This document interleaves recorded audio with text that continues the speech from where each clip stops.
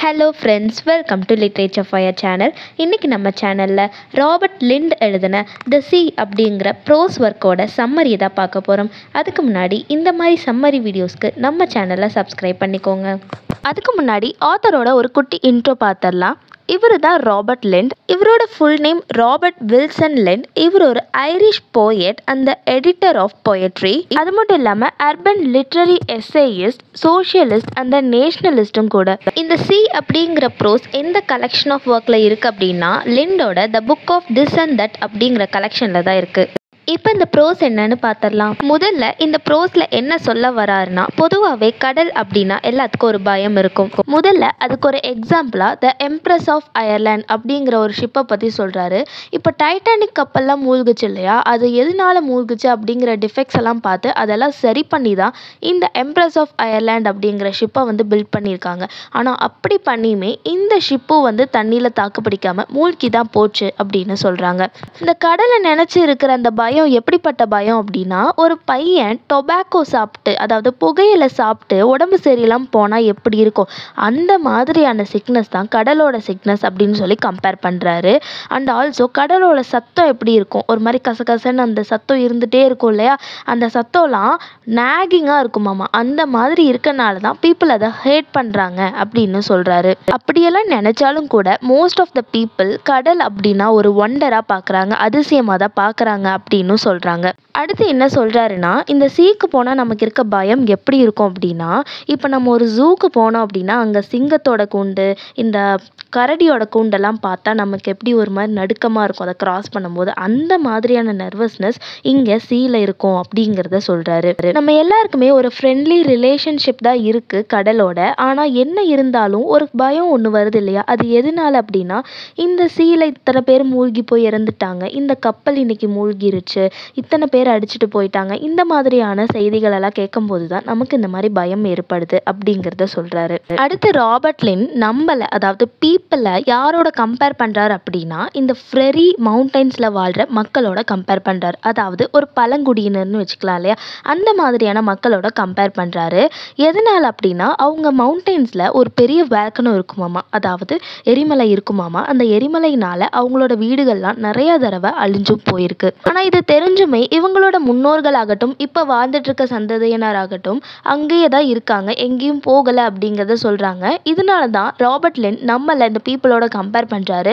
என்னதான் கடல் அழிக்கக்கூடியதாக இருந்தாலும் நம்ம கடலுக்கு போய்கிட்டே தானே இருக்கோம், நம்ம சந்தோஷத்துக்காக போவோம். இன்னும் சில பேர் மீனவர் குடும்பம்லாம் நினச்சி பாருங்க, அங்கேயே தான் அவங்க வாழ்க்கை, அவங்களோட பிஸ்னஸ் எல்லாமே அங்கேயே தான். அதை அழிக்கக்கூடியதுன்னு தெரிஞ்சும் துணிஞ்சு அதுக்குள்ளே போகிறாங்க. அப்படிங்கிறதுக்காக லிண்ட் நம்மளை இவங்களோட கம்பேர் பண்ணியிருக்காரு. இப்போ எதை பற்றி சொல்கிறாங்கன்னா, பழங்காலத்தில் இந்த கடலை பற்றி என்ன மாதிரியான நம்பிக்கைகள்லாம் இருந்தது அப்படிங்கிறத பற்றி சொல்கிறாங்க. ஏன்ஷியன்ட் டைம்ஸில் கடலை ஒரு டிராகன், ஒரு அரக்கன், ஒரு பீஸ்ட் அப்படின்னு நினச்சிட்டு இருந்தாங்க.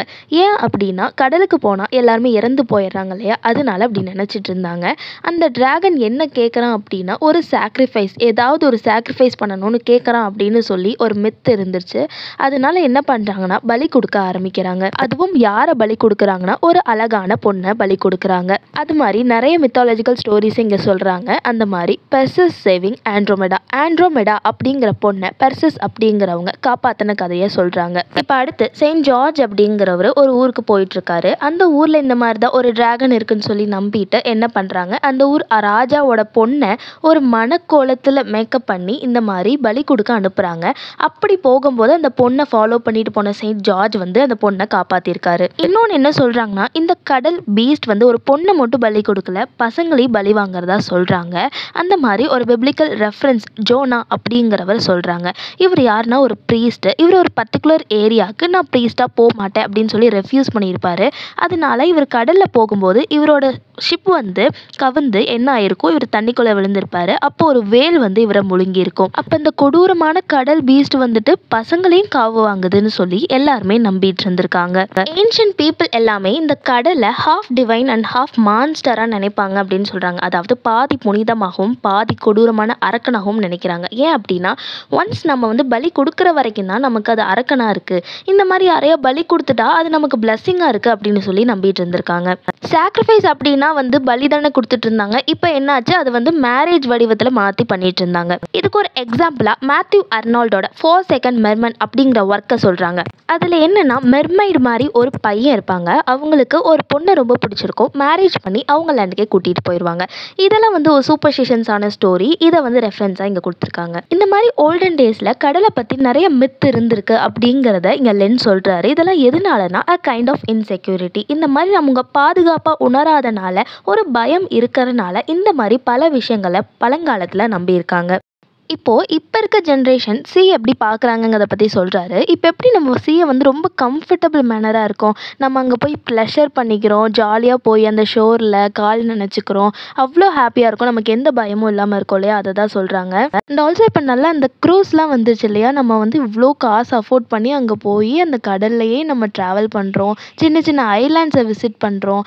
இந்த மாதிரி அதோட ஒண்டரை நம்ம பார்த்து ரொம்ப ஆச்சரியப்பட்டு ஜாலியாக என்ஜாய் பண்ணுறோம். நம்ம அந்த பயத்தை வந்து நம்ம வந்து ஓவர் கம் பண்ணிட்டோம் அப்படிங்கிறத சொல்கிறாங்க. ஆனால் என்னதான் நம்ம இந்த மாதிரி ஹாப்பியாக நம்ம மைண்டை மாற்றிக்கிட்டாலும் ஏதோ ஒரு சமயத்தில் எங்கேயாச்சும் ஆக்சிடென்ட் அப்படிங்கிறத கேள்விப்பட்டால் நமக்கு அந்த பயம் தானாக வந்துடுது அப்படிங்கிறத சொல்கிறாங்க. டைட்டானிக் கப்பலே மூழ்காதுன்னு நான் நினச்சோம், ஆனால் அதுவே மூழ்கிருச்சு இல்லையா. அதுக்கப்புறம் வந்த எம்ப்ரஸ் ஆஃப் அயர்லாண்டும் மூழ்கிருச்சு இல்லையா.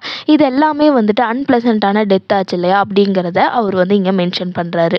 இந்த பெரிய பெரிய ஷிப்பெல்லாம் போய்கிட்டு இருக்கு இல்லையா, இந்த மாதிரி கடலில் இப்போ ப்ளஷர்ஸ்க்காக, அந்த மாதிரி ஷிப்புக்கெலாம் என்ன வெயிட் பண்ணிக்குன்னா ஒரு டீப் டெத்து தான் வெயிட் பண்ணிக்கிட்டு இருக்கு அப்படின்னு சொல்கிறாங்க. ஏன் அப்படின்னா கடலில் நிறைய ரிஸ்க் இருக்குது, நிறைய ஏமாற்றங்களும் இருக்குது, அத்தனையும் இந்த கடலில் வாழ்கிறவங்க தான் சந்திச்சுக்கிட்டு இருக்காங்க அப்படின்னு சொல்கிறாரு. இதுக்கான உதாரணமாக நம்ம பார்த்த இந்த டைட்டானிக் ஷிப்பும் இந்த எம்ப்ரஸ் ஆஃப் அயர்லாண்ட் ஷிப்புமே எடுத்துக்கலாம். எத்தனை நூற்றுக்கணக்கான பேரை கொண்டு போட்டுச்சு அப்படிங்கிறத இங்கே எக்ஸாம்பிளாக சொல்கிறாரு. Also the perils of sea அப்படின்னு ஷேக்ஸ்பியர் வந்து full fathom 5 thy father lies அப்படின்னு ஒரு போயம்ல சீயை பற்றி சொல்லியிருக்கதை இங்கே மென்ஷன் பண்ணுறாங்க. அடுத்து கிப்ளிங் சீயை பற்றி strange world of fearful things, blind white sea snakes, level plains of ooze அப்படின்னு கடலை பற்றி கிப்ளிங் வந்து அவர் நிறைய ஒர்க்கில் எழுதியிருக்கிறதா சொல்கிறாங்க. அடுத்து ஜோசப் கர்னாடோட earlier poem, John Masefield Roderick Random அப்படிங்கிற ஒர்க்கு, டோபியஸ் மோலட்டோட டௌபர் அண்ட் ஹெச்ஜி வெல்ஸோட த வேர்ல்ட் செட் ஃப்ரீ, இந்த மாதிரி ஒர்க்ஸ்லாம் கடலை பற்றி சொல்லியிருக்காங்கன்னு சொல்லி ராபர்ட் பிரிங் வந்து ரெஃபரன்ஸாக இங்கே கொண்டு வந்து வைக்கிறாரு.